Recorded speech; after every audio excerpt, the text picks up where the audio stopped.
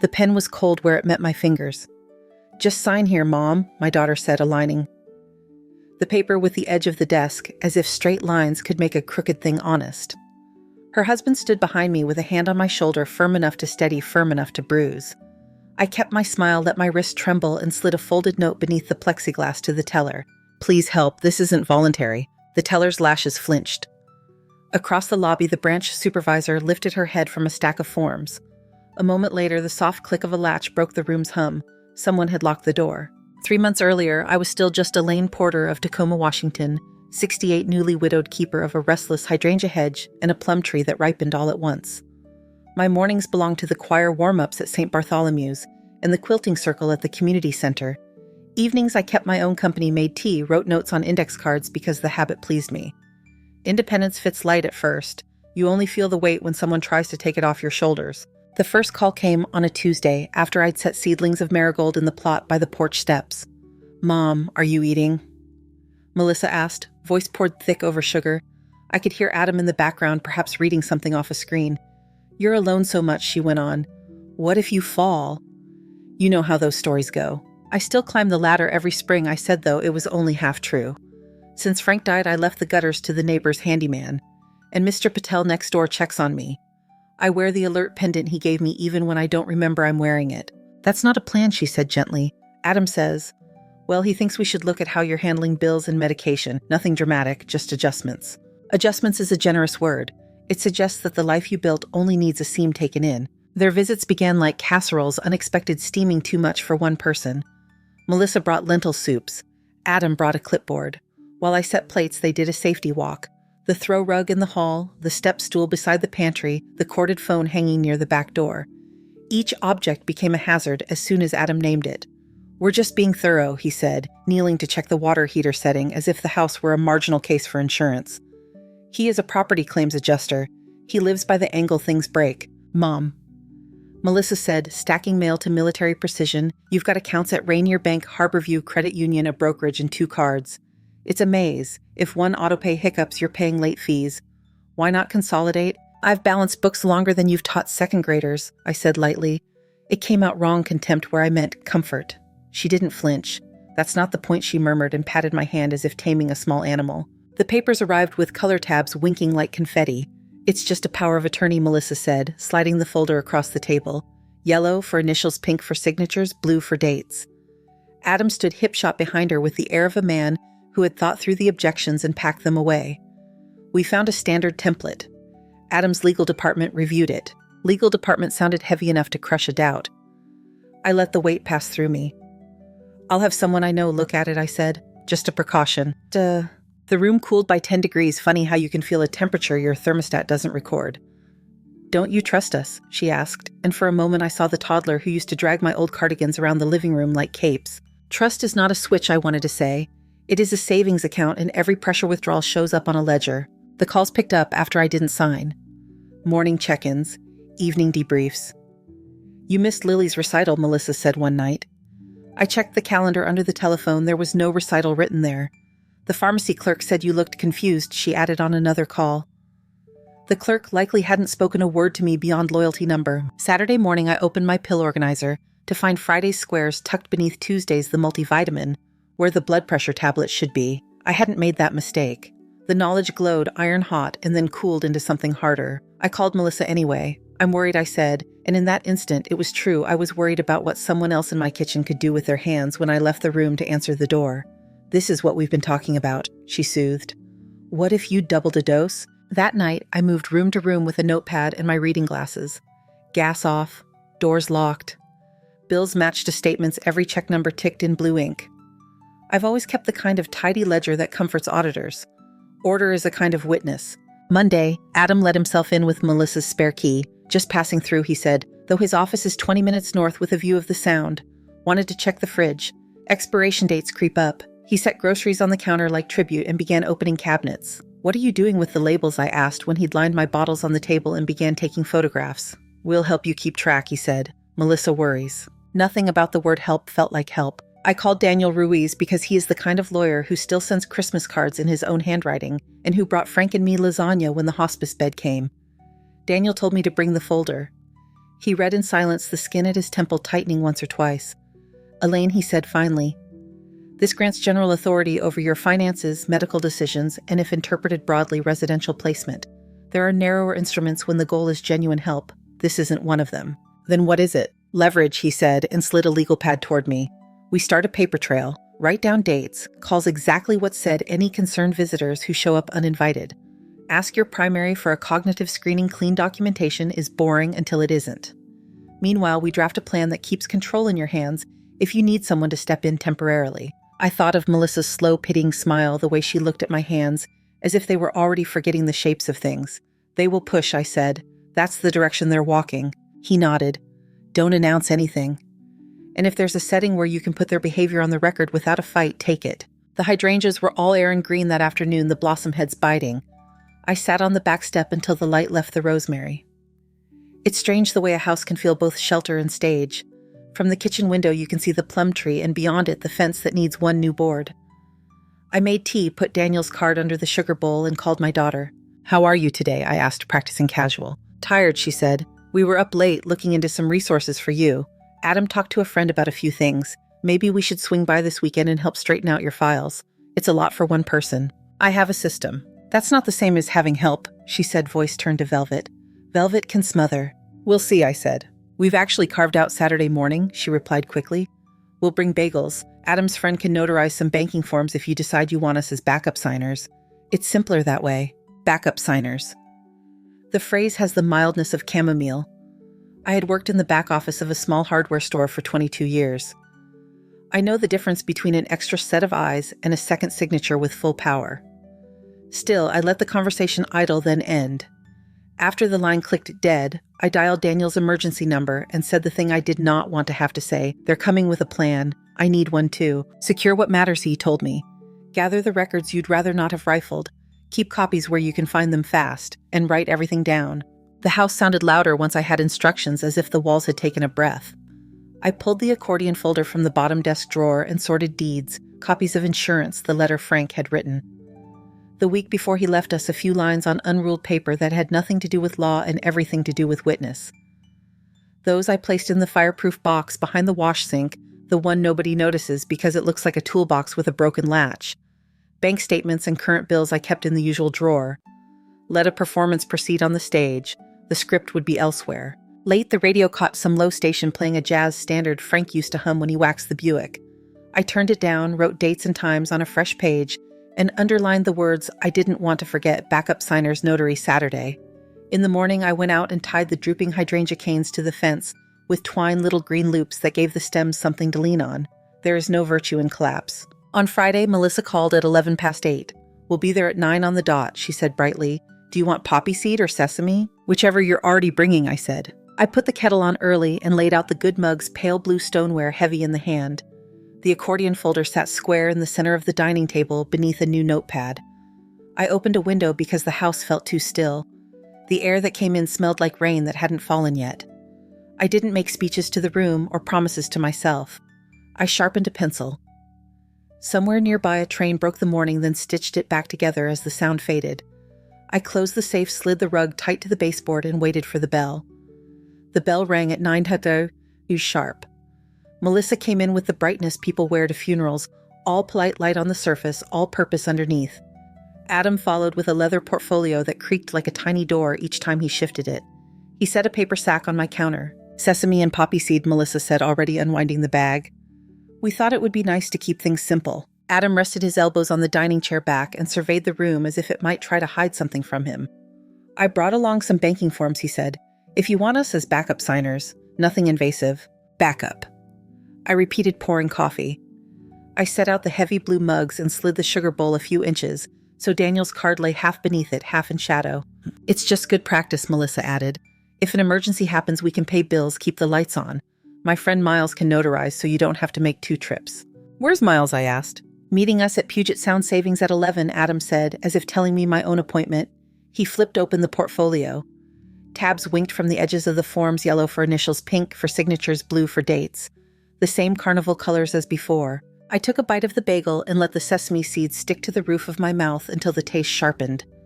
I told you I have a system, I said. Systems fail, Adam replied kindly and without a smile. Mom, Melissa said, laying a hand over mine. We're trying to make things easier. I looked down at her fingers. Her manicure was a pale clinic pink, the same color she used to paint sloppily at my kitchen table when she was 8. Back then, she asked permission for more paper. Today, she had printed enough paper to flood a room. Let me get my purse, I said. In the SUV, the heating vents blew warm on my ankles. I sat in the back seat with my notepad against my thigh and wrote the time in careful digits, 9:37. The neighborhoods north of my house slid by all wintered lawns and porch flags and one swing left moving by the wind. Melissa talked about the weather and a recipe for lentils and whether the new choir director would choose too many modern pieces for Easter. She never once said the word bank. Puget Sound Savings in the Proctor district has a lobby like a dentist's office. Soft carpet, a ficus in a white pot with no dirt under the leaves, a rack of brochures promising safety in serif fonts. Miles was waiting near the pamphlets, thin and neat, and wearing a tie that tried to be cheerful. He shook my hand with the practiced warmth of a man used to spoken consent. Mrs. Porter, he said, this will be quick. A teller, a young man with careful hair, lifted the segment of the counter that opens and gestured us toward a small conference room with a glass wall. Behind the glass, a woman with a navy blazer and a silver pin at the lapel looked up from her screen and stood. She was not young, and she was not hurried. I'm the branch manager, Claire Yamamoto, she said. Let's make sure we're all clear on what's being requested. Adam took charge of the explanations as if I were a mute witness to my own life. Joint access on checking and savings, he said, for emergency continuity. Clara kept her attention on me. Mrs. Porter joint holders can withdraw funds, make transfers, and close accounts independently, she said. That's not backup permission, it's full access. Do you understand that? She understands, Melissa said quickly. I need to hear it from Mrs. Porter, Clara said, still not looking away. I understand what joint means, I said. I also understand something else. I lifted my purse as if searching for my ID. The note was already folded thin as a leaf between my fingers. Please help, this isn't voluntary. I slipped it under the edge of the glass tray when the teller set down a signature pad and stylus. He flinched just once. Claire's eyes didn't change, but her voice did. Mr. Porter, she said to Adam, would you and your notary wait in the lobby? One moment, I need to complete a standard customer verification with Mrs. Porter alone. What kind of verification, Adam asked. The kind that protects everyone, she said. It won't take long. They left. The door closed. The hum of the ceiling vent grew audible, soft and even. Clara set the note beside my elbow, squared to the table's edge as if it were any other document. Are you safe to speak freely, she asked. Yes, I said. My throat surprised me by working cleanly. Their pressure isn't subtle anymore. Clara folded her hands. I'm required to document concerns about undue influence. We have internal procedures. Here's what I can do without creating a scene. She slid a plain form across the table. We'll proceed with precisely what is being requested, no more, no less. So we have a complete record of who asked for what and how. I will also apply enhanced monitoring to flag unusual activity on these accounts, and I will record the signing for quality review. That phrase has a specific meaning here. Will you keep that note, I asked. Yes, she said, in the file that belongs to this change. She opened the door.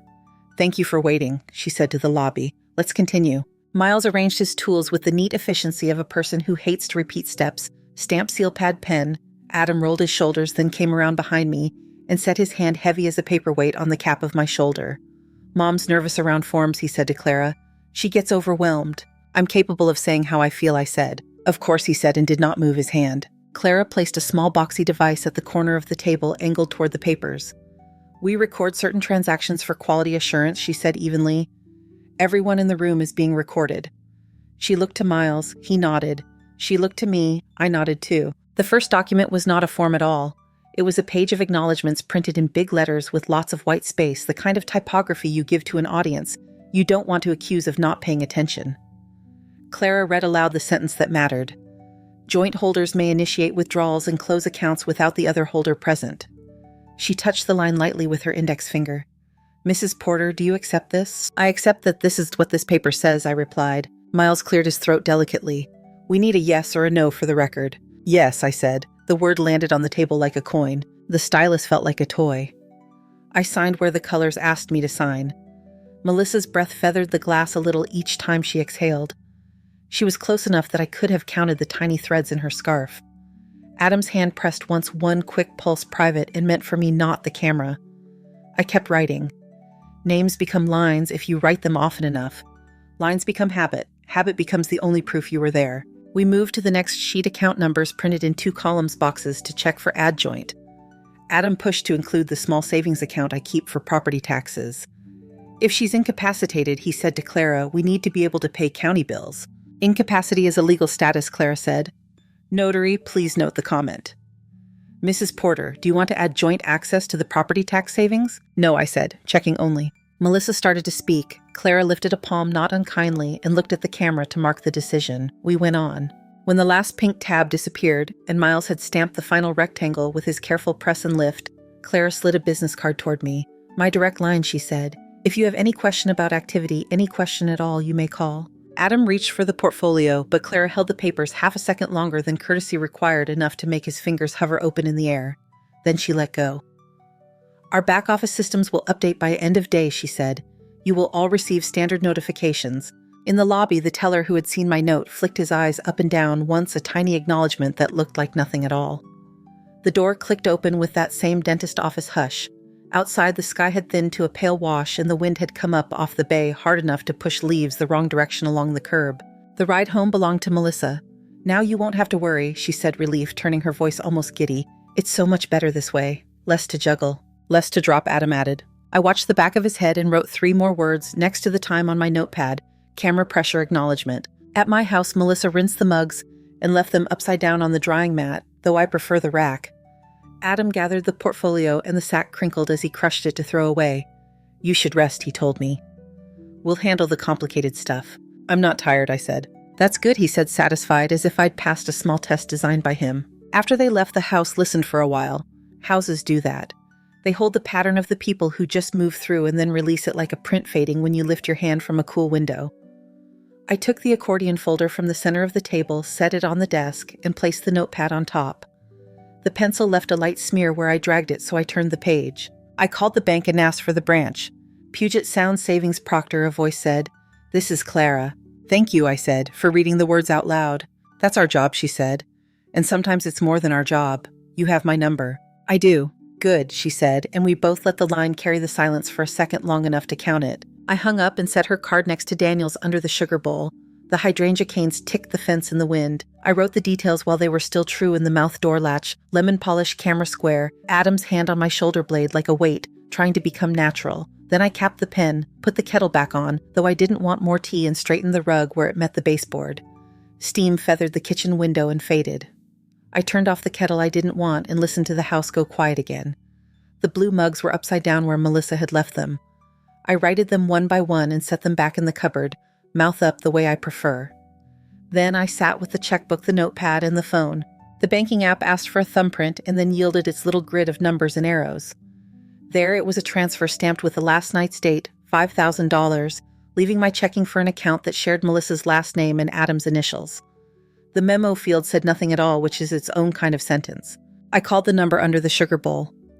Daniel answered on the second ring.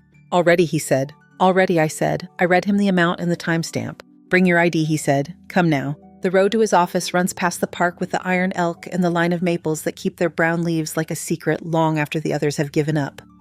I parked beneath a sign that warned about towing and climbed the stairs counting them so I wouldn't think about the money again before I had to. Daniel was waiting in shirt sleeves, not his usual jacket, as if the morning had outpaced his routine. He showed me a stack of papers that weren't as heavy as they looked, and a form that was heavier than its single page should have been. We signed what needed signing. He called a clerk he knew by first name and a judge's assistant who answered too quickly to have been expecting us. He wrote squares on his legal pad and filled them in with the same pen he'd had since I first met him. Clara, he asked, and I nodded. He dialed the branch asked for her, waited, then said in a tone I hadn't heard from him before, "We're coming over." At Puget Sound Savings, the ficus still didn't shed any dirt, and the brochures still promised safety in serif fonts. Clara met us not at the glass room this time, but near the vault corridor. She shook Daniel's hand in mine, like a person who intended to keep shaking them in the future. I recorded, she said without preamble. The tape is clean.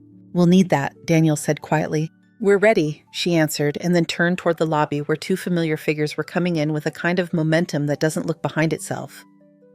Melissa's coat flared a little as she walked.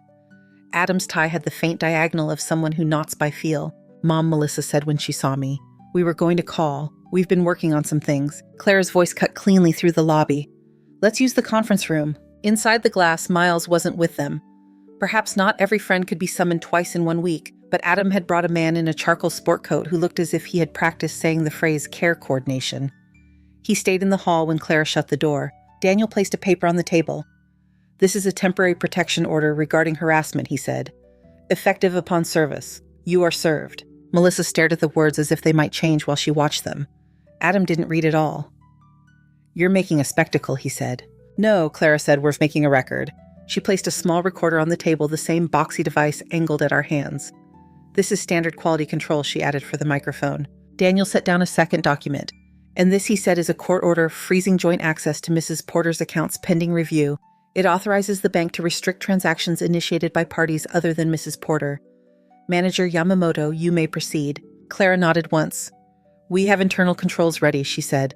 "They'll execute when I send the flag." She looked at me, not at the papers. "Mrs. Porter, shall I send it?" "Yes," I said. Adam laughed the way people laugh when the punchline is that someone else is foolish. "You can't do that," he said to Clara. "We already moved funds for a facility deposit. It's for her benefit." Daniel turned a page on his pad. "You moved $5,000 last night to your own account. This morning there's authorization pending for additional transfers to an entity called Seabreeze Residence and another labeled coordination fees." "That's right," Adam said. "Intake requires a deposit. We're being proactive." Clara's eyes met mine. It's surprising how much can be said without moving anything but the muscles that hold still. "Those pending authorizations won't clear," she said, and pressed a key. Melissa found her voice. "Mom," she said, as if I had broken a vase, "why are you doing this?" I looked at my daughter's careful hair, at the pale polish on her nails, at the scarf that still had a price tag string half torn where it met the seam.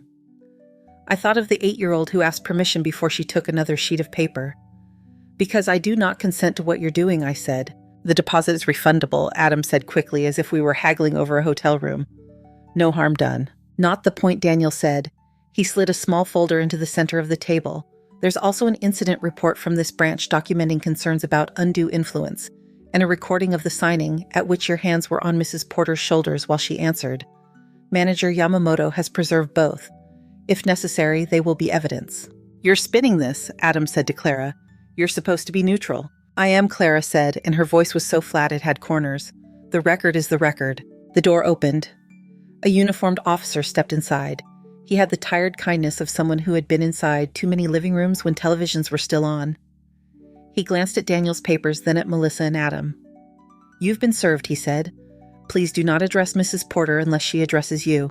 "This is our mother," Melissa said. "You can't just—" "Mrs. Porter's status does not change the order," the officer replied. Adam's posture shifted, the courtesy gone. He leaned forward, forearms braced, as if the table would give him traction.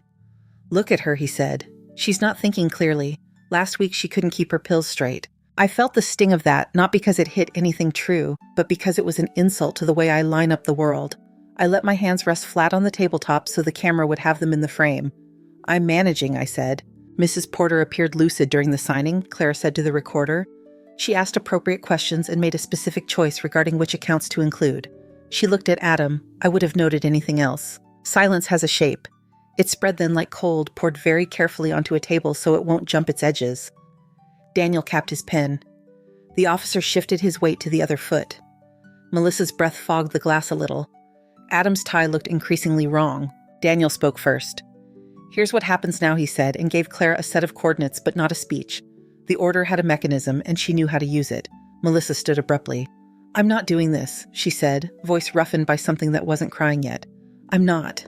"You already did," Clara said softly. When we walked back through the lobby, the teller with the careful hair didn't look up, which is the same thing as looking up when there are cameras. Outside, the wind had carried grit into the gutters and settled it there in a way that made all the curbs look like lines on paper where someone had rested a pencil too long. Daniel didn't take me home. "Stay at the guest house tonight," he said. "There's a key under the blue frog planter. I'll meet you there after I file these." His guest house used to be a garage. Someone had insulated it and hung a little shelf for books that were all paperback mysteries with spines already cracked. There were 3 sets of towels folded with hotel square corners, and a desk where all the drawers slid the way drawers slide when a carpenter loved them.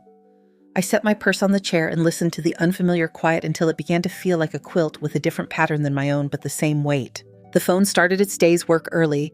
Melissa called at 8 and left a message that used the word worried twice in the first sentence. Adam texted 3 times in an hour, then stopped when the replies didn't come. Someone from Seabreeze Residence left a polite voicemail mentioning a non-refundable administrative fee that was now apparently very refundable. An unfamiliar number called, and when I didn't answer, left nothing at all, which is almost worse than words. By late morning, relatives who hadn't sat at my table in years began to remember me. Adam's sister, the one who knows where to find sales that begin too early for anyone else, showed up with a casserole that had taken a very long time to cool. "You didn't have to drive across town," I said through the door glass. She held the foil pan higher. "I thought we could talk." The officer who served the order had said contact meant contact. I let the casserole rest on the porch bench and waited until her car was gone before I took it in. In the afternoon, the pastor from Melissa's church called, not mine, and asked if he could pray with me about accepting help. He used my first and last name like a form letter. I told him I was heading into a meeting and asked him not to call again. He said he understood and then began a prayer anyway, as if understanding were a synonym for continuing. Daniel came after sundown with more papers that did not weigh as much as they contained. He told me what had happened behind counters and in an office with the judge's books arranged in color order instead of by subject. He set a copy of the order on the desk and smoothed the corner with his finger. Claire delivered the files, he said. "They're good." "Good," I said. He looked at my hands, which were steady now. "You'll need rest." "After tea," I said. We didn't go back to the bank until there was a reason to go that shouldn't be written in the future tense. The reason came with dates and amounts and the strange grammar of money that moves without walking. It came with a printout Clara had flagged and a perfectly polite letter from Seabreeze that used the phrase client transition. When we stepped into the conference room again, Melissa and Adam were already there, as if they had tried to beat us to some invisible finish line. Clara followed, setting a folder on the table that made the smallest thud. The officer stood near the door. He wasn't the same one as before. This one had lines at his eyes that come from the sun, not from squinting at screens. He nodded to Daniel, then to me like a person who had seen people do hard things and didn't need to say so. Clara began. "For the record," she said to the recorder manager, "present, counsel present, parties present. The accounts are under restriction pending review." She opened the folder and pulled out a page with the gray scan blur of a printout. On the evening following the signing, a transfer of $5,000 was initiated from Mrs. Porter's checking to an account ending in 7421. The next morning, automated drafts were queued to Seabreeze residence for $15,000 and to Northwest Care Coordination for $8,000. Both drafts have been stopped under the pending restriction. Notifications were sent. Melissa sat back as if the chair had shifted beneath her. "We were trying to do the right thing," she said, and the words landed in the room without attaching to anything. "The right thing doesn't require secrecy," Daniel said. He placed a thumb drive beside Claire's recorder. "This is a copy of the branch recording of the signing with timestamp. It shows physical pressure and verbal answers given under that pressure. The bank's internal report details a note passed from customer to staff indicating lack of consent." Adam leaned forward again. He does that when he wants to look like authority.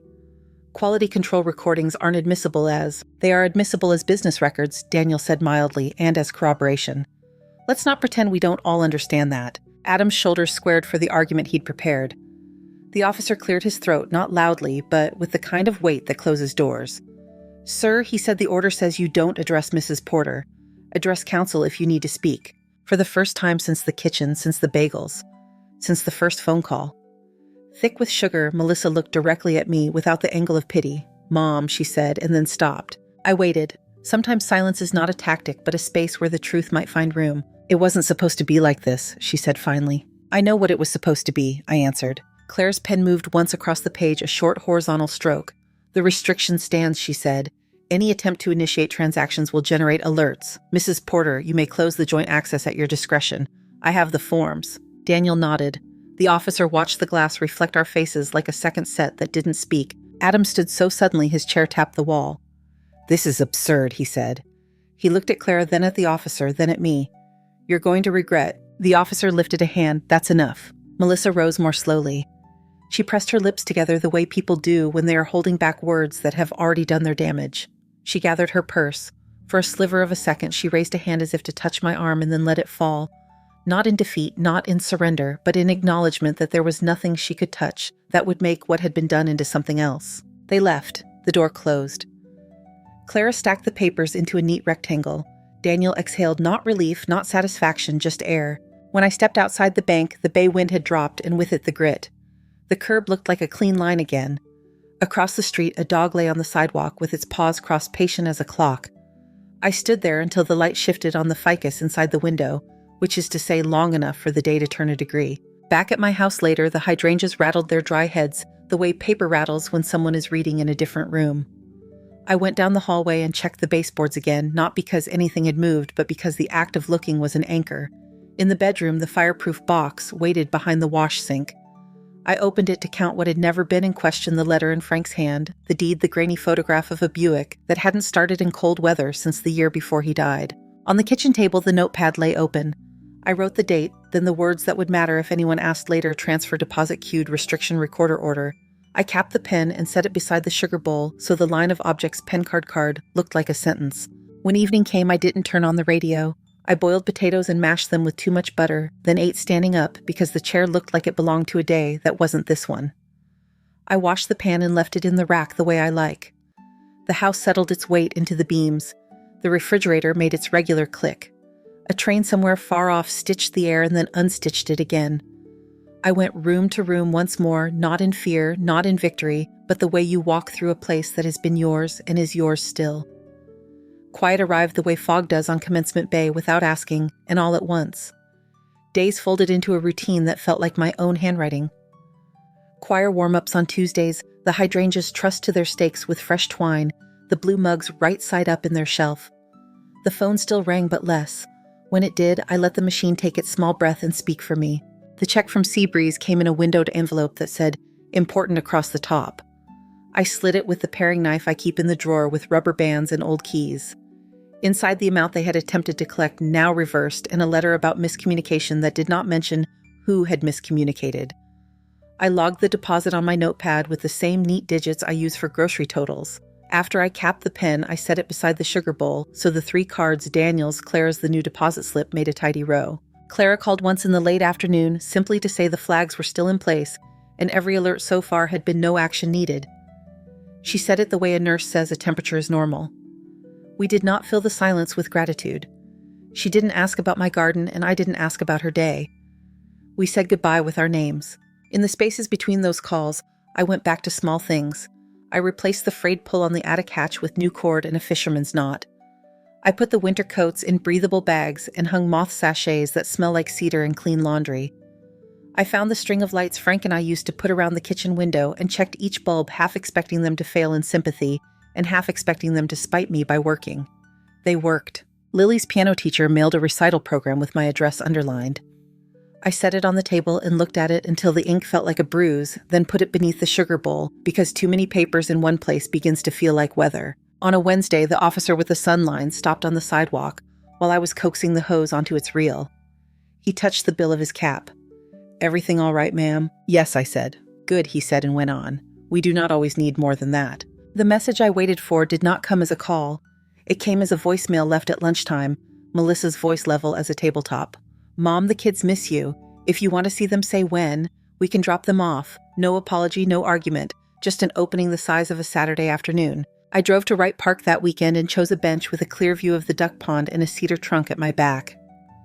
I wore the scarf Frank bought at the street fair the year the rain never stopped. The bench had the kind of plaque that names a stranger and a date, which is another way a city says someone mattered. At 2:00, the children came fast. Braids, a little loose shoelaces, nearly tied arms full of new stories that didn't require positions to tell them, Grandma Lily said, and the boys shouted my name as if it were a ball they meant for me to catch. Behind them, Melissa and Adam kept to the asphalt path. They didn't raise their hands. They did not step off the paved line. We fed the ducks with peas from a Ziploc because bread is bad for birds, whether or not the sign says so.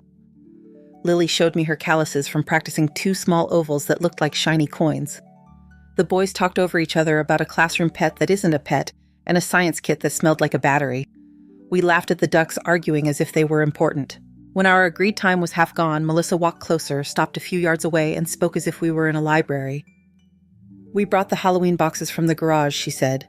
"Do you want them?" The question was a test I recognized. I failed it the way I wanted to fail to my own answer. "I'll pick them up Tuesday," I said. "Put them by the back door. The kids can help me sort the lights if they come by the next day." Adam looked like a man deciding whether a fence is climbable. He kept his hands in his pockets. The children told me about costumes. One of the boys had decided to be something that would require feathers. The other had decided to be whatever his brother wasn't. Lily said she might be a piano, and I said I had boxes that could be cut just so and painted, and we plotted straps made from the old belts in my closet. The bench held our elbows. The pond held our reflections long enough to prove we were there. When Melissa and Adam returned at the end of the hour, Melissa stood as if a line had been painted on the grass that only she could see. "We'll be back in 10 minutes, she said, and then after a breath that wasn't for me. "Thank you.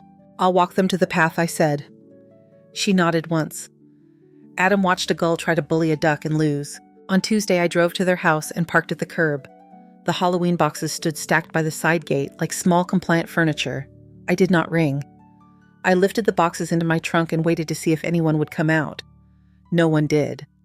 At home, I set the boxes on the dining room floor, pulled one strand of lights free and then another until the table held a tangle that looked worse than it was. The kids came on Wednesday. We tested bulbs and sorted plastic bones and plastic bats, the kind of ordinary plastic that creaks. Lily tried the cardboard keyboard on. It fit. The boys ran the lights along the baseboards and only tripped once. When Melissa appeared at the door 5 minutes early, I walked outside to meet her. We stood by the hydrangeas. "You look well," she said. "So do you," I said. Neither of us put a hand on the other's arm. Neither of us pretended we didn't notice that we weren't. Weeks rubbed by like coins in a pocket. Notices that had once arrived with dread now came with the round tone of confirmation account updates, completed reviews, closed accesses. I filed them behind the deeds and the Buick photograph and the letter in Frank's hand. At the grocery store, I bought cinnamon and new sponges. At the hardware store, I bought a latch for the tool shed and watched the clerk write up the slip in ink that bled a little into the carbon paper because someone hadn't aligned the pad. The ordinary incompetencies of the world comforted me. Choir moved on to Advent pieces. The alto line sat where my voice could carry it without a wobble. On a night when the rain slid down the church steps in even sheets, Clara slipped into a back pew after closing the branch. I recognized the navy blazer. We sang, and when it was over, she waited in the aisle and said nothing except my name and good night, and both sounded the way a name and good night are supposed to sound. December pushed inside with its shoulders and stayed. The plum tree took the last of its leaves off like a coat. The hydrangea heads went to paper. I put out the string of lights around the kitchen window and stood across the room to be sure they were even. They were not. I left them as they were because sometimes straightening a thing robs it of the company of its own small tilt. The letter came in January with a stamp an inch crooked. The handwriting was familiar the way a song is familiar even when someone changes key. 3 pages. No quotations from anyone else. No instruction. I read it once standing at the counter once, with tea once at the dining table where the grain runs east-west. The words did what words can do when they stay in their lane. I set the pages beneath the sugar bowl across from Daniel's and Claire's cards and let the bowl hold its modest weight. On the first clear morning in weeks, I took the old step stool from the pantry and set it under the attic hatch. I steadied it with my foot and pulled the new cord. The ladder unfolded with the polite complaint of wood that hasn't been asked for in a while. I climbed 3 rungs and stopped, not for fear, not for caution beyond the usual, just to feel the rightness of being on my feet on something I had chosen. Dust rose caught the light and fell like uncomplicated snow. From up there, I could see the top edges of door frames I never look at from below and a line of nail heads someone once set, just shy of flush. The boxes labeled Winter and Old Games and Frank drifted their corners forward as if listening. I didn't open any of them. I didn't have to. I climbed down and put the stool back and wiped my palms on my jeans, then retied the hydrangea twine where one loop had loosened. Inside, I wrote the date and 3 plain words that fit on a single line without crowding quiet, steady mine. Then I capped the pen, set it beside the sugar bowl, and turned on the kettle. The blue mugs waited right side up as they should. Thank you so much for listening to today's story. If this story resonated with you or made you reflect, I'd love to hear your thoughts, so feel free to share them in the comments below. And don't forget to like, subscribe, and hit the notification bell so you won't miss the next story. I'll see you next time as we continue exploring more journeys and lessons together.